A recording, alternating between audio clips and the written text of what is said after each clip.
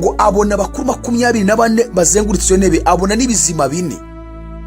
Yitegereje abona abakuru 24 bambaye imyenda yera no ku mitwe yabo bambaye amakamba y'izahabu.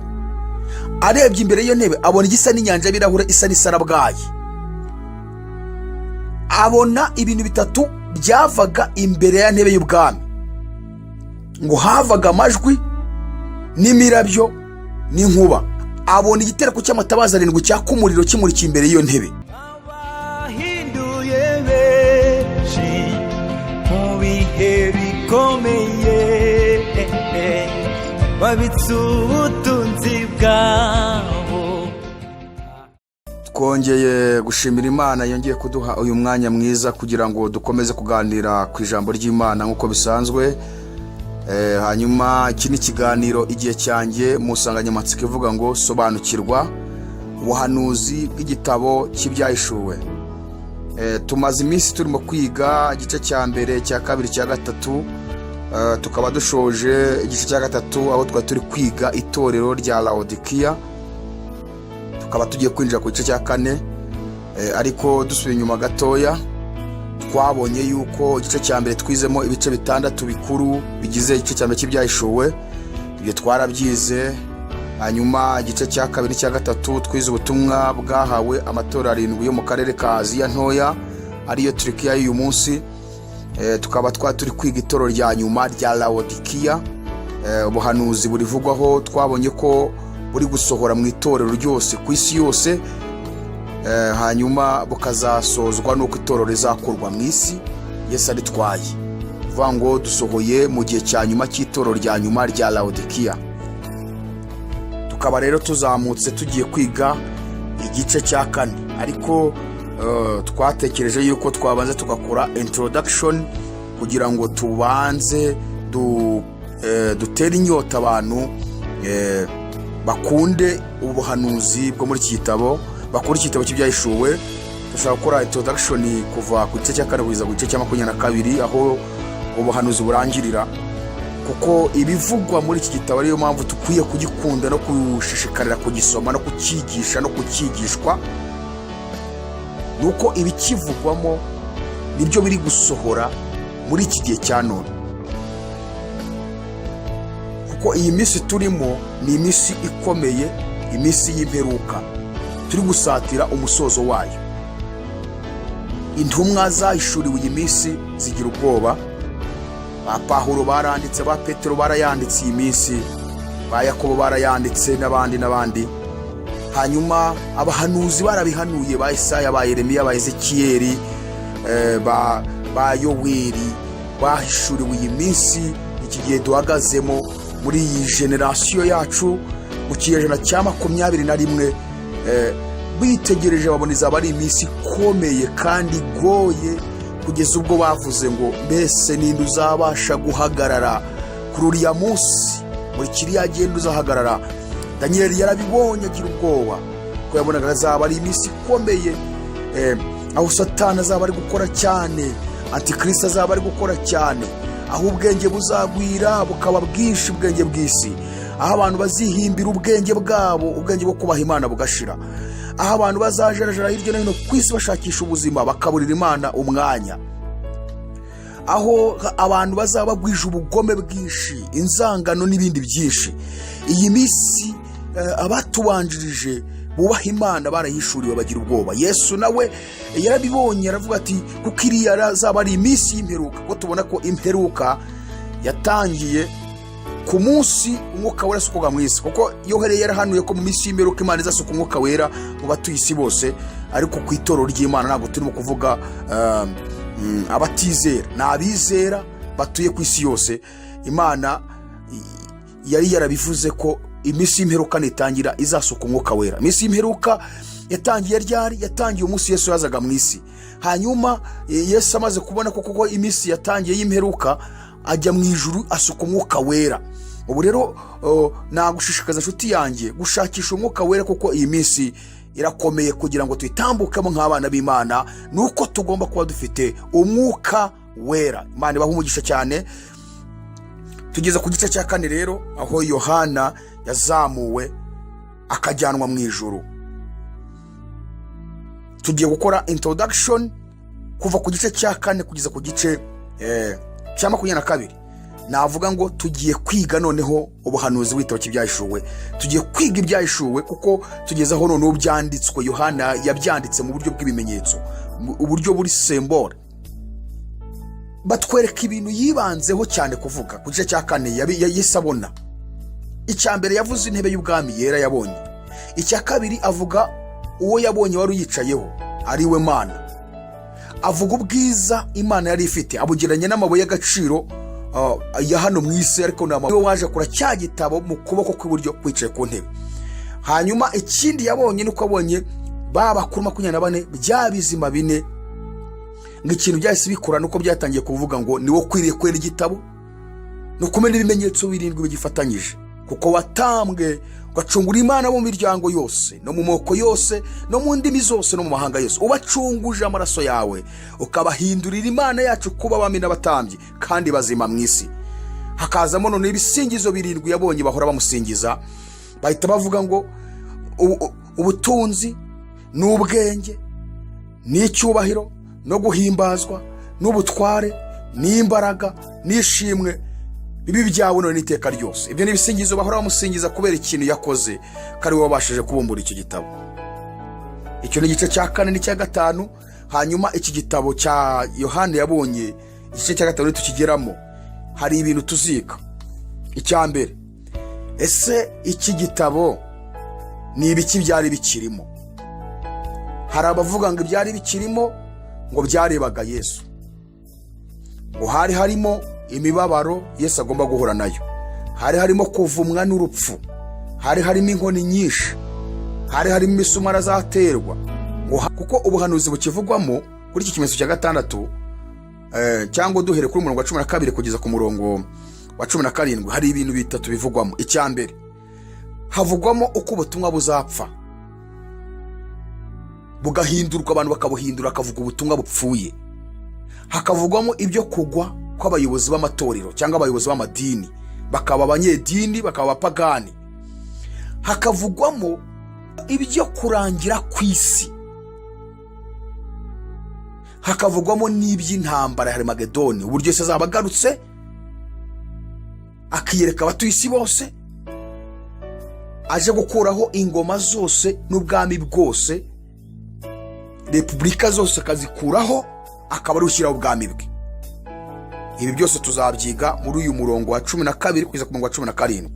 Hanyuma tukaba tugikora introduction ku birebana n'igitabo cy'ibyahishuwe, tukaba tugeze ku gice cya 6 aho twabonye ko ikimenyetso cya 6 umwana w'intama yamennye ubuhanuzi bukivugwaho busohora kuva ku murongo wa 12 w'igice cya 6 kugeza ku gice cya 7 umurongo wa 17.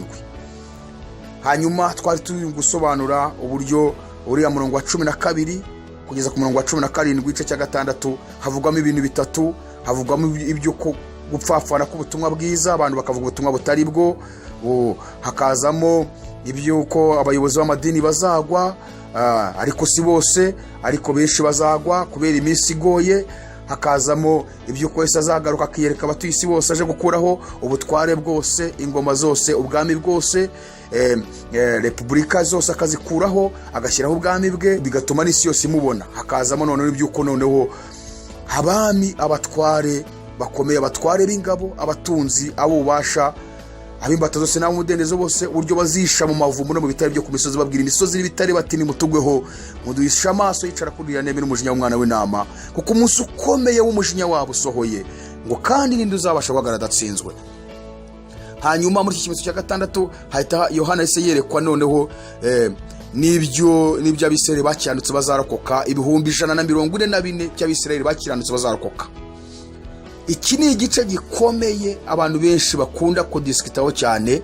Harimo n'idini imwe ry'abatemwe de Jehova bakunda kwerekana ko ibi 144,000 by'abisirayeli ari Isirayeli yo mu mwuka y'abanyamahanga, ari bo Imana yateguye bazabana nayo mu bwami bw'Imana, bazayobana na Kristo ngo bari kumwe nawe, ngo abandi bazaba mu isi nshya. Ibi byose tuzabyiga ari tubigeraho.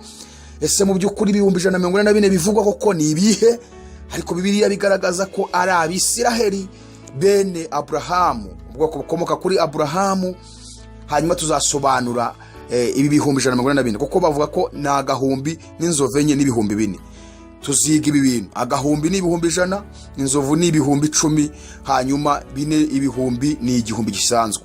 Bavuze agahumbi babashatse kuvuga ibihumbi 100, bavuze inzovu imwe babashatse kuvuga ibihumbi 10, ubwo niba ari inzovu enye ni ibihumbi 40, hanyuma bakongera ngo ni ibihumbi 4, ubwo nyine ni ibihumbi 4 bisanzwe, ibihumbi 144. Ibi byose tuzabyiga. Aha Yohana rero yasobanuyemo ibintu bigeze muri bitatu. Icyambere nuko yabonye abamarayika 4 bafite ibyago 4, imiyaga 4 isobanura ibyago 4 bigomba guterwa isi yose kugira ngo isi irimbuke. Ariko haza marayika avuye iburasirazuba. Tuzasobanura igituma yaturutse iburasirazuba. Uyu marayika ninde? Arababwira ati ntimure kuri iyo miyaga, mwe muyiretse kuyirekura kugira ngo isi itarimbuka, ibiti bitarimbuka, inyanja itagira ikibazo, ahubwo tubanze dushyire ikimenyetso mu ruhanga rw'imbata z'Imana yacu, ari bwo bwoko bwa Isiraheli. Hanyuma Yohana tuvuga ngo numva umubare wabashyizwe ikimenyetso ngo ni agahumbi n'inzovu enye n'ibihumbi 4 bo mu miryango yose ya Isiraheli. Agenda avuga buri muryango wose ko wagiye ukomokamo ibihumbi 12. Aha, hanyuma hakazamo ibyuko Yohana yeretswe. Icyo ni cya kabiri, yeretswe nanone kandi itorero ry'abanyamahanga naryo rikuwe mu isi rigiye guhabwa ubugingo buhoraho. Byahere ku Bisiraheli, ariko muri iki gihe iki kimenyetso kiri gushyirwa ku bwoko bw'Imana. Abamarayika bakaba bafashe imiyaga 4 kugira ngo hatagira ikibazo ku isi no ku biti no ku nyanja. Habonetsemo n'amahirwe yo gukizwa kw'abanyamahanga. Niho Yohana ku murongo wa 9 yese yerekwa itorero rya Kristo abanyamahanga risesekaye mw'Ijuru. Yaravuze ngo hanyuma y'ibyo mbona abantu benshi umuntu atabasha kubara, bo mu mahanga yose n'imiryango yose no mu moko yose no mu ndimi zose, bahagaze imbere ya ntebe n'imbere y'umwana w'intama, bambaye ibishura byera kandi bafite amashami y'imikindo mu ntoki zabo. Bavuga ijwi rirenga bati agakiza n'ak'Imana yacu n'ak'umwana w'intama. Ibyo tuzabyiga byose, tuzabyiga dusobanukirwe neza ubuhanuzi. Hanyuma icyanyuma nuko yabonye umwe mu bakora amubaza ngo aba bambaye ibishura byera ni bande kandi bavuye hehe? Aramusubiza ngo mwami wanjye ni wowe ubizi. Aramubwira ngo aba nabavuye mu rurya mubabaro mwinshi kandi bameshe ibishura byabo babyejesha amaraso y'umwana w'intama. Nicyo gituma aba imbere y'intebe y'Imana bakayikora mu rusengero rwayo ku manywa na nijoro, kandi yicaye ku ntebe izababambaho ihema ryayo, kandi ntibazicwa n'inzara ukundi, kandi ntibazicwa n'inyoto ukundi, kandi ntibazicwa n'icyokere, kuko umwana w'intama uri hagati y'intebe y'ubwami azabaragira akabuhira amasoko y'amazi y'ubugingo, kandi Imana izahanagura amarira yose ku maso yabo. Aha Yohana yarabonye itorero rivuye mu isi mu rurya mubabaro mwinshi, rivuye mu mubabaro. Aha tuziga uyu mubabaro kuko hari abantu benshi bakunda kuva ku uyu mubabaro ngari abazakizwa n'amaraso yabo. Nabyo tuzabyiga. Tuziga iki kintu, ese abazakizwa n'amaraso yabo ni abahe? Ese ubuhanuzi buzasohora ryari? Ese buzasohora itorero ryavuye mu isi cyangwa buri gusohora muri iki gihe cyacu turimo? Ese umubabaro uvugwa ni uwuhe? Ese nabo bazicwa bazira amaraso yabo cyangwa isi dutuyemo nayo ni isi y'imibabaro gusa? Nabavuye mu rurya mubabaro mwinshi ngo kandi bameshe ibishura byabo. Ikintu tuzigaho cyane nikivuga ngo bameshe ibishura byabo babyejesha amaraso y'umwana w'intama w'Imana. Tuzareba noneho rero niba ari abakijwe n'amaraso yabo cyangwa niba ari abakijwe n'amaraso y'umwana w'intama. Imana bahumugisha cyane. Hanyuma igice tugeze ku kimenyetso cya 7 umwana w'intama yamennye. Tubwo tugeze ku gice cya 8 umurongo wa mbere. Igice cya 8 tubona ko umwana w'intama yamennye ikimenyetso cya 7. Ikitonderwa, iki kimenyetso cya 7 Yesu yamennye nicyo gisohoramo ibintu byose bivugwa uhere ku gice cya 8 kugeza ku gice cya 22. Hanyuma muri iki kimenyetso cya 7 Yesu yamennye ni nacyo kizamo impanda z'abamarayika 7, kikongera kikavugwamo impanda ya 7 n'ibindi byasohoye ku mpanda ya 7. Urugero ni ukuvuga ngo yamenye ikimenyetso cya 7 ngo mw'Ijuru habaho ituze nk'igice cy'isaha. Yohana yitegereje atabona abamarayika 7 bafite impanda ndwi bitegura kuzivuza. hanyuma rero aba bamarayika uko bari biteguye kuzivuza, yahise ngabona marayika wundi araza afite icyotero cyacuzwe mu izahabu, ahabwa imibavu myinshi ngo ayongere ku masengesho y'abera bose, ayishyire ku gicaniro cy'izahabu kiri imbere ya ntebe, ngo umwotsi w'umubavu uva mu kuboko kwa marayika uzamukana imbere y'Imana n'amasengesho y'abera bose. Noneho aba bamarayika rero bahita bitegura kuvuza impanda. Ni kuvuga ngo igice cya 8 n'icya 9 ni ibice bigendana nanone, kandi igice cya 8 kivugwamo impanda enye, igice cya 9 kikavugwamo impanda ebyiri, ariyo mashyano abiri. Kuvuga ngo igice cya 8 abamarayika bavugije impanda bakerekana buri impanda yose marayika yagiye avuza n'ibyagiye biba mu isi. Aha tuzareba asi ibi bintu bivuzwe amahanga byarasohoye, biri kudusohoraho, bizasohoye itoro ryavuye mu isi, nabyo tuzabyiga. Izi mpanda abamarayika bavugije nibita bisohora mu mpanda byarasohoye, biri kudusohoraho, bizasohoye itoro ryavuye mu isi. Ese ubundi impanda isobanura iki? Ibyo byose tuzabyiga. Hanyuma igice cya 9 hazamo impanda ebyiri. Izo mpanda ebyiri bakatwereka ko ni urwego rw'umubabaro abatuye isi bagiye kongera guhura nawo. Impanda enye wari umubabaro, ariko impanda ebyiri nanone kandi zo ni urundi rwego rw'umubabaro nanone abantu bagiye guhura nawo. Niyo mpamvu Bibiliya ivuga ngo ni impanda zavugijwe ariko ariyo mashyano. Ni ukuvuga ngo ni ishyano rikomeye. Yohana we yabonaga ari ishyano rigiye kugwirira abatuye isi. Ibi tuzabyiga bene data. Noneho igice cya 8 kivugwamo impanda enye, igice cya 9 kikavugwamo impanda ebyiri, ariyo mashyano abiri. Ibi byose tuzabyiga. Igice cya 10 n'icya 11 ni ibice bigendana kandi nanone. Ni ukuvuga ngo igice cya 10 ndavugamo ibintu bitatu by'ingenzi Yohana yabonye. Icyambere nuko yabonye marayika ukomeye amanuka ava mu ijuru, amubonaho ibintu 4. Uyu marayika yabonye ngo yarafite agatabo kabumbutse mu ntoki ze, ariko amubonaho ibintu 4. Icyambere ngo yabonye yambaye igicu, icya kabiri umukororombya ngo ari umugozi, icya gatatu ngo mu maso ye hasaga nk'izuba, icya kane ngo amaguru ye yasaga nk'inkingi z'umuriro. Ubwo tuzasobanura uyu marayika uwo ari we, dusobanura aka gatabo yari afite ni akahe, gasobanuye iki. Ikindi cya kabiri yabonye nuko yumvishe guhinda kurindwi kw'inkuba. Agiye kwandika amajwi yuko guhinda kurindwi kw'inkuba, yumva ijwi rivugira mu ijuru rimubwira ati ibyuko guhinda kurindwi kw'inkuba ubizigame ntubyandike, ahubwo bibe ubwiru kuri wowe. Nukuvuga kugeza uyu munsi kuri twebwe n'ubwiru, ntabwo dukwiye gusobanura ibintu biri ubwiru kuko Yohana atigeze abivuga kuko Imana itabivuze. Ariko ngo kuri amajwi yo guhinda kurindwi kw'inkuba byabaye ubwiru. Yohana Imana yamubujije ngo nabizigame ntabyandike. Hanyuma icya gatatu nuko yabonye marayika ngo yahagaze ukuguru kwe kw'iburyo gushinze ku nyanja, ukw'ibumoso akagushinga ku butaka. Ibi byose tuzabisobanura kuko inyanja isobanura abatuye isi, abantu, ubutaka bugasobanura isi.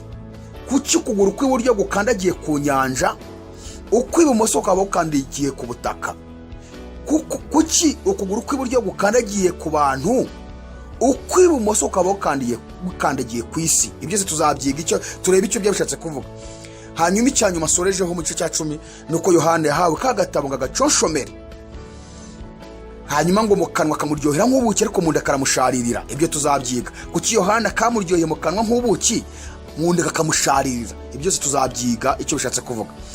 Hanyuma abwirwa ijambo rikomeye ramubwira ngo umva rero, subirayo ujye guhanurira amoko menshi, amahanga menshi, indimi nyinshi n'abami benshi.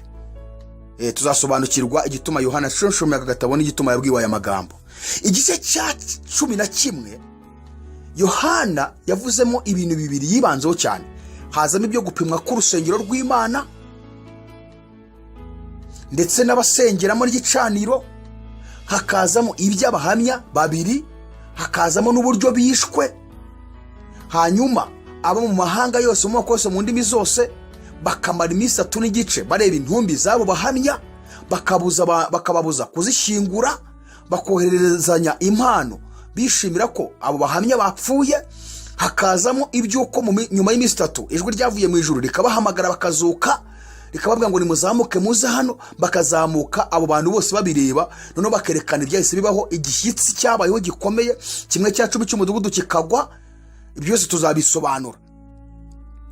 Indunduro y'ibyo byose tubonye mu gice cya 10 n'icya 11 isohorera ku ijwi ry'impanda ya 7 ritangaza ishyano rya 3 ku banzi b'Imana no gushyirwaho ku bwami bw'Imana na Yesu Kristo umwana wayo.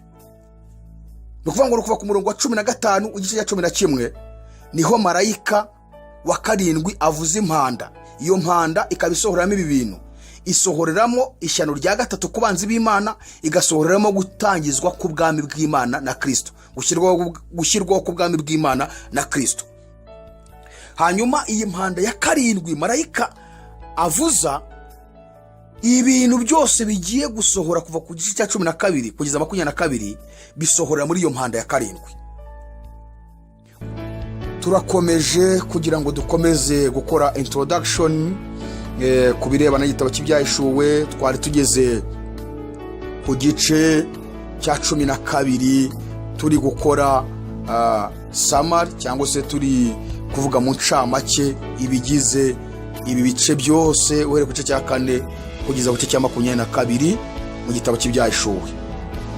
Tukaba rero tugiye gukora noneho audio ya nyuma, navuga ngo isoza incamake y'ibigize iki gitabo cy'ibyahishuwe.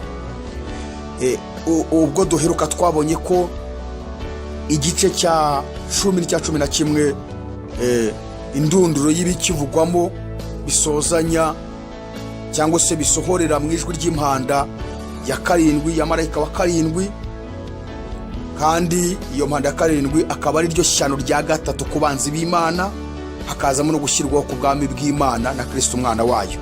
Hanyuma iyi mpanda ya 7 ikaba ari isohorezwamo ibintu byose bivuga ku gice cya 12 kugeza ku gice cya 22. Noneho igice cya 12 tubona ko Yohana isahishurirwa ibintu bikomeye cyane. Navuga ngo ngiye kuvugamo nk'ibintu nibuza nka 4 by'ingenzi. Icyambere nuko yabonye, kuko umutwe w'icyo gice aravuga ngo ni iby'umugore n'ikiyoka. Icyambere yabonye umugore, uyu mugore amubonaho ibintu 4, ngo yari yambaye izuba, kwezi kuri munsi y'ibirenge bye, ku mutwe yambaye ikamba ry'inyenyeri 12. Icyo ni icya 3. Icya 4 ngo kandi yari atwite, ngo nukatakishwa no kurambukwa ababazwa n'ibise. Kuvuga ngo yabonye umugore amubonaho ibyo bintu 4. Mw'Ijuru habaho ikindi kimenyetso gikomeye, mbona ikiyoka kinini gitukura ngo gifite imitwe 7 n'amahembe 10, ngo umurizo wacyo kura 1/3 cy'inyeri zo mw'Ijuru zijugunywa mu isi. Noneho icyo kiyoka tuzakireba, ese izi nyenyeri zishatse kuvuga iki? Kuki ari 1/3? Kuntu zajugunywe mu isi bishatse kuvuga iki? Uyu mugore tuzamwiga, ese iri zuba yari yambaye risobanura iki? Ukwezi kwari munsi y'ibirenge bye bisobanura iki? Ese ku mutwe ko yari yambaye ikamba ry'inyenyeri 12 bisobanura iki? Ese uko gutwita kwe no kubabazwa n'ibise bishatse kuvuga iki? Hanyuma icyo ni cya 2. Iki kiyoka yabonye n'umurizo wacyo uburyo cyakuruye 1/3 cy'inyene zo mw'Ijuru kikazojugunywa mu isi.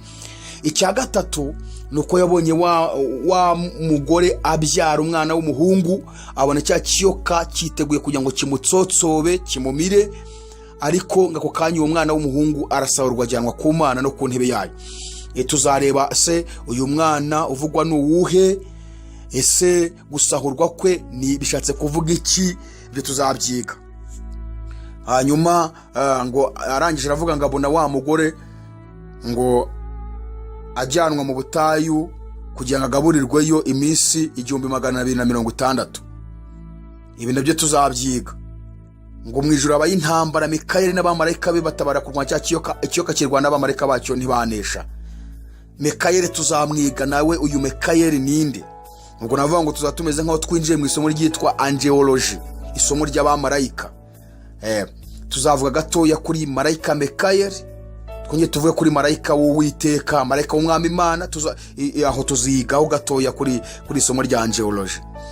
Hanyuma twihuse cyane, Bibiliya itwereka ko ikiyoka cyakomeje gukurikirana uyu mugore umwana amaze gusahurwa, ko byagiye bigenda byose kugera ku murongo wa 17 kugeza ubwo umugore yahawe amababa abiri. Uwo ni umurongo wa 13 n'uwa 14. Uyu mugore yahise ahabwa amababa abiri ameze nk'ikizu mu kugira ngo aguruke ahungire mu butayu ahantu he ahagaburirwa igihe n'ibihe n'ice cy'igihe ari n'icyo kiyoka. Igihe tuziga icyo bisobanuye, ibihe tuzasobanura icyo bivuze, igice cy'igihe nabyo tuzabyiga. Ese uyu mugore kuki yahawe amababa abiri asa nk'ay'ikizu, bishatse kuvuga iki aya mababa nk'ay'ikizu? Ikindi kujyanwa mu butayu bishatse gusobanura iki?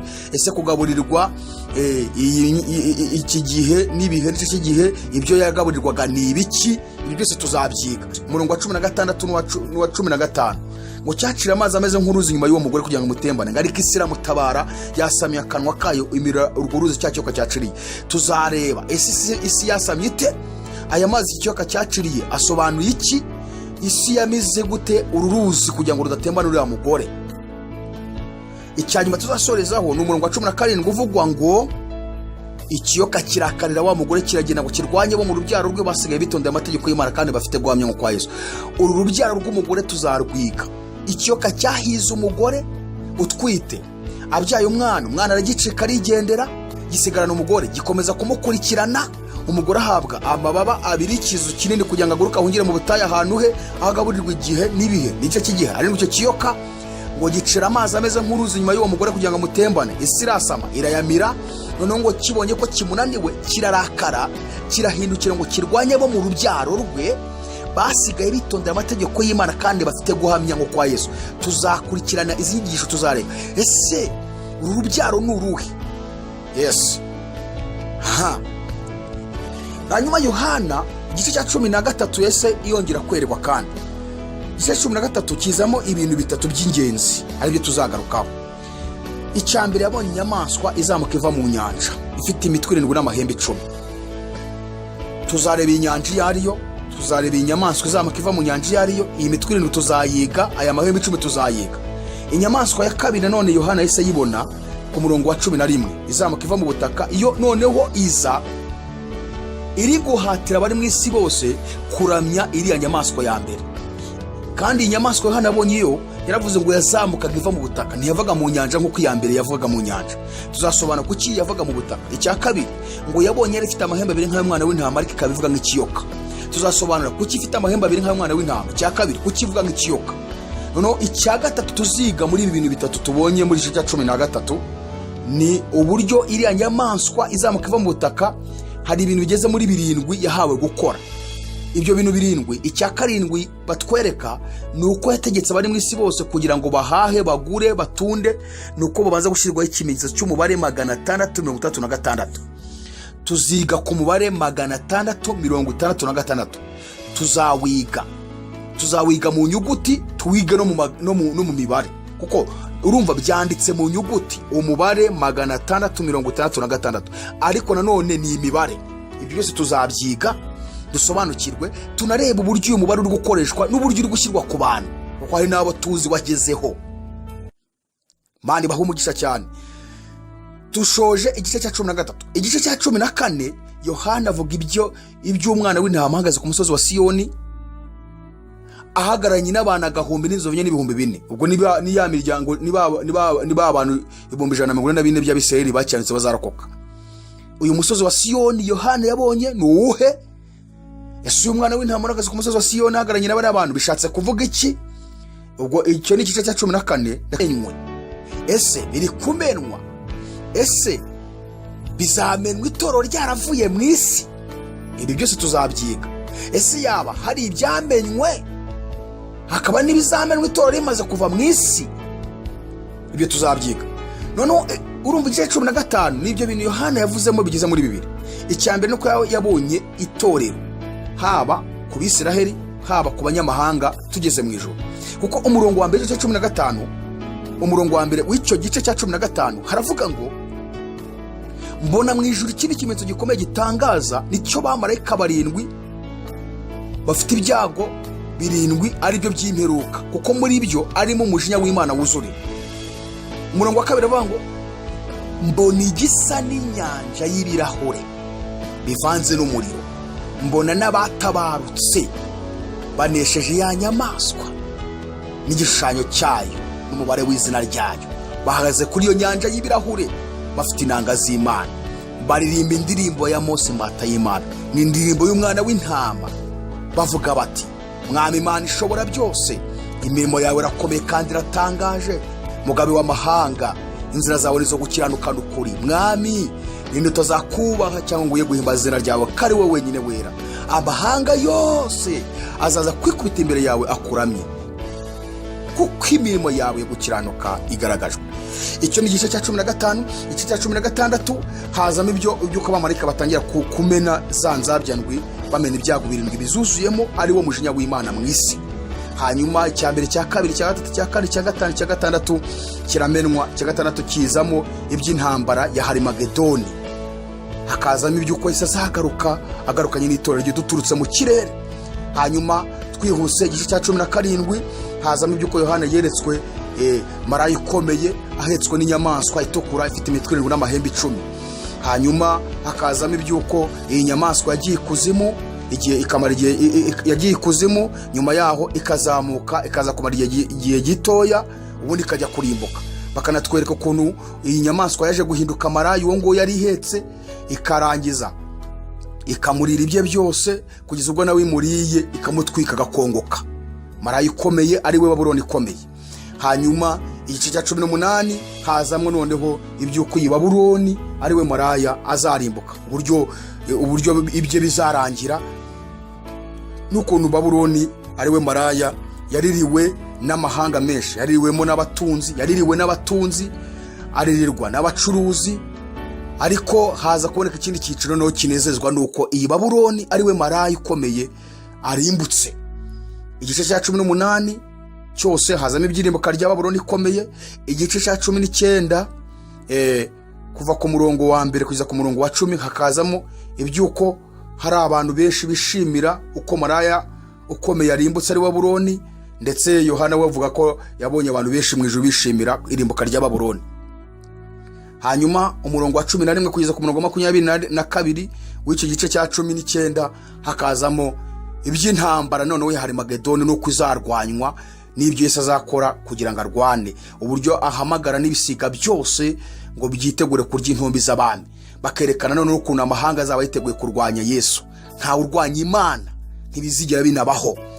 Tuziga intambara Harimagedoni tuyigeraho. Bene data, ikamabwire tuziga intambara ya Harimagedoni, tuziga abantu bazicirwa ku musozi witwa Megido hariya muri Isiraheli. Tuzasobanura uburyo Yesu azarwana intambara n'intwara azifashisha. Tuzasobanura amaraso ko azameneka n'ibirometero azatemba akageramo. Tuzasobanura uburumbarare bw'aya maraso uburyo buzaba bureshya. Ni ukuvuga ngo ibi bintu byose turimo turababwira byanditse muri Bibiliya mu gitabo cy'Ibyahishuwe. Tuzabyiga. Mbifurije kugira ngo ubwo Yesu azamanukana n'itorero turutse mu bicu, aje guhagarika intambara zose zibera mu isi, aje kurwana iyi ntambara ya Harimagedoni, tuzaturukana nawe mu bicu. Ntituzaboneka muri ariya mahanga azaba agiye kurwanya Isiraheli, ari Yesu azarwana nayo. Aya mahanga yiteguye kuzarwanya Uwiteka. Nta urwanya Imana ntibibaho. Ibi byose tuzabyiga. Mukanguriye kuzaba amaso kugira ngo dukurikirane. Tugera ku musozo, igice cya 20 hazamo iby'ingoma y'imyaka 1000, hakazamo iby'uko Satani azabohwa akamara imyaka 1000, hakazamo iby'uko itorero rizimana na Kristo imyaka 1000, hakazamo iby'uko nyuma y'ingoma y'imyaka 1000 Satani azabohorwa, hakazamo iby'intambara ya nyuma yitwa Gogi na Magogi. Ariko intambara izaba atari intambara nyantambara, ni propaganda ya Satani, ariko ntizabi intambara. Yesu azahita agira icyo akora. Hanyuma igice cya 21 hakazamo iby'ururembo rwera Yerusalemu nshya, yangobye Edeni twambuwe kera, uburyo tuzongera tukayisubizwa. Yohana yibonye imanuka iva mu ijuru, akavugwa uburyo izaba yubatse, mizire zayo, uburebure, uburumbarare, ubugari, byose yasobanuye umurwa, asobanura uburyo uzaba wubatse, ubwiza bwawo, amabuye meza. Mbega kwa kundi Yesu ajya kugenda yasize abwiye intumwa avuga ngo nimuhagarike imitima yanyu mwizere Imana nanjye munyizere, mu rugo rwa Data hari amazu menshi, yaba adaharimo amabwiye ko ngiye kubategurira hanyu, ngo kandi ubwo ngiye kubategurira hanyu nzagaruka mbajyane iwanyu gahunda namwe muzabenya. Uyu murwa Yesu ari kusukura bikomeye kandi afatanyije n'itorero rye. Tuziga uyu murwa Yerusalemu nshya n'amazina yawo ageze muri 6. Mani baho umugisha cyane. Hanyuma Yohana soreza ku gice cya 22 avuga noneho iby'ubuzima bw'iteka, uburyo tuzabana n'Imana iteka ryose, tutazongera kubabara, tutazongera gusonza, tutazongera gukora, tutazongera kuyuha icyuya, tutazongera gupfusha, tutazongera kubura inshuti zacu, aho tuzahora dutunzwe n'igiti cy'ubugingo, bigatuma tugira ubuzima bw'iteka ryose. N'uburyo urwo rurembo rutazabamo izuba cyangwa ukwezi, ahubwo intebe y'umwana w'intama ari uzarungurikira akarubera itabaza. Murakoze Imana baho umugisha, mbifurije kuzabayo, mbifurije gukomeza kubana natwe. Mugire umunsi mwiza. Amen.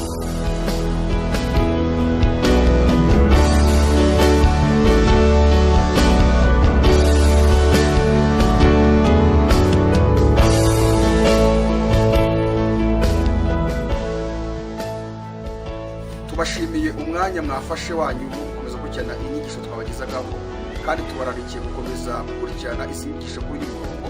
Murakoze, Imana ibahe umugisha cyane.